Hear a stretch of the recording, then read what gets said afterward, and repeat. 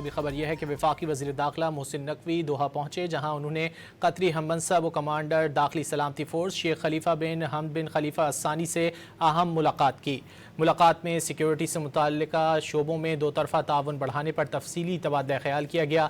دونوں وزرائے داخلہ کا سیکیورٹی پارٹنرشپ بڑھانے پر تبادلہ خیال۔ ملاقات میں وزارت داخلہ کے درمیان دو طرفہ تعاون کو مستحکم بنانے کے عزم کا اعادہ کیا گیا۔